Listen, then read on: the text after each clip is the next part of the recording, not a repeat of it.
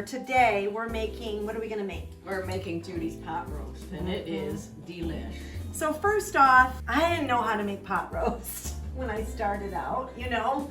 I mean, I really didn't have any idea what to do, how to cook at all. And it's just my mouth that drives me, right? Which is great because I didn't know how to cook either. She taught me. I've had some great mentors along the way. And I've done a lot of reading, and I was reading before I could do YouTube and all that kind of stuff. So at first I would just throw all the ingredients in together and you know, and then let it rip, throw it in the oven, which you can do, and it still tastes pretty darn good. Yes, you know.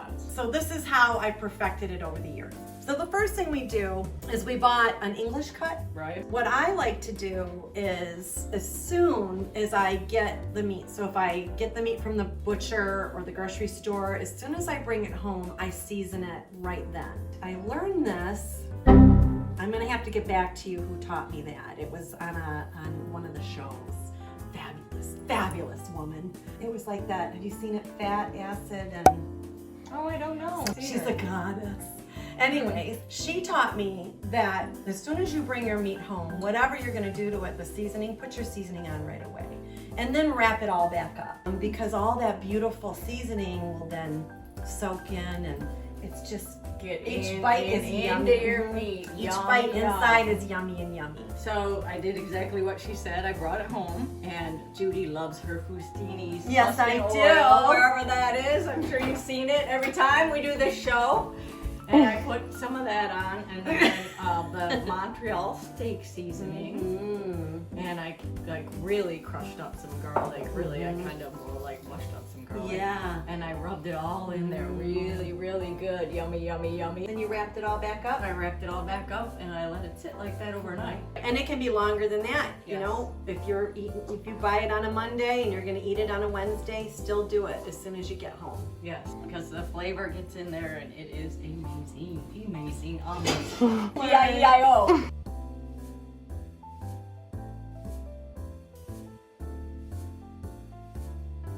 What I want to do is sear or braise this beast. So I'm going to take it and I'm going to take it to my beautiful Dutch oven. This is my, it's from Staub. Isn't it beautiful? Cast iron. I love it. It has a little rooster. I bought it for myself for my 20th wedding anniversary. I bought it for me. Thank you, Judy. We're just going to take our beast, our beautiful English roast. Isn't that pretty? I don't do that on a Tuesday at 5, okay? Listen to that. You want that oil nice and hot. Because it's not that we're cooking the meat, we want to sear it. So you want that to be nice and hot, that oil.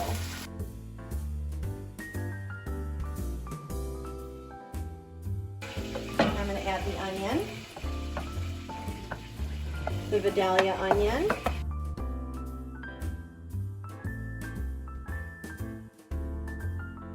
I am going to smash some yummy garlic, because you know I'm a Moran, I gotta have my garlic, right? So I just added some smashed up garlic. Now we'll saute. The hot oil is gonna release all the yummy flavors in there. What did I do? 4 cloves. I'll put another one, 5. Look at this yumminess. Come here. It smells so good. Isn't it gorgeous? But it looks a little dry. So what should we put in there? A little more fustini. And I'm going to add a few little pads of butter too. You can order. Oopsie. And I took too many. So we're going to let that saute down a little bit. I'm going to put a little bit of butter in there. I got like 3 little pats of butter. At this point, I want to put a little bit of spice in there. It's just going to make it a little salty. Another layer of yumminess in there. Spike is just a beautiful blend of different spices. And I love all the colors. Isn't that beautiful? I'm going to do a little bit of just cracked pepper in there. Maybe just a little pinch of kosher salt. I love that kosher salt. It's a nice big bite. Now we're going to add our yummy mushrooms. And these are Bella, whole Bella, because they're prettier.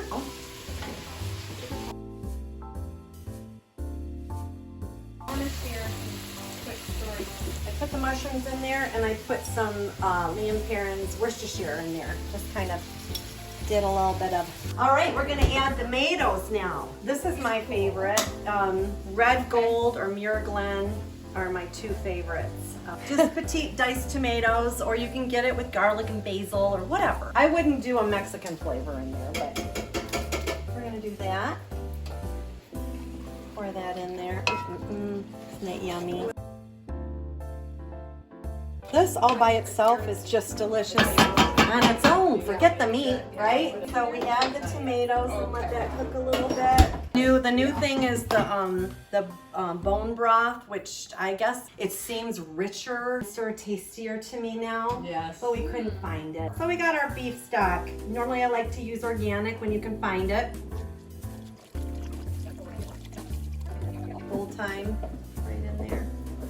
So you just add the whole thing? Yeah. And pull it then out you can pull when it it's out. finished? Yeah. Fresh rosemary and fresh thyme. I want it to just, rumble a little bit. So turn up your heat. We want all that beauty in there. All of the, all those flavors to meld together, cook together. I throw in Campbell's cream of mushroom with roasted garlic. I love it. There's nothing out there that's gonna replace it. Tell me I can make my own, blah, blah, blah. I love the flavor of this. So I just add it in there. I like the creaminess that it gives, the saltiness. It's just, I don't know why I love it so much, but I do, I love it so much. So that's just gonna make it a little creamier, okay? You know what made it a little creamier? It's not necessarily creamy, but now it looks gravy-ish.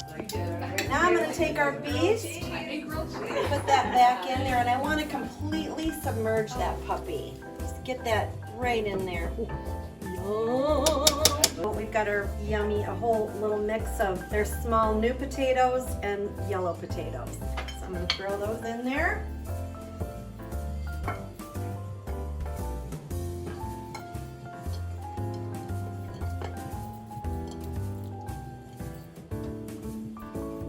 The lasting little touches, and I don't know what made me do this someday. I don't know when I did it. It was a couple years ago. I like just to add a little bit of hot chili oil, the Asian hot chili oil. I just add a little bit of oil to the mix. You can add this when you're braising. You can add it, to the vegetables. And if you forget to do it, then you can add it at the end. Or not add it at all, but I think it gives it this little kick, and it comes after. So you're expecting, you taste that traditional, yummy pot roast gravy, and then it has this spicy Asian kick to it at the end. And I liked it. If you don't like it, don't do it. It's okay. And then how long will the one that you're making right now be in the oven? The longer the better.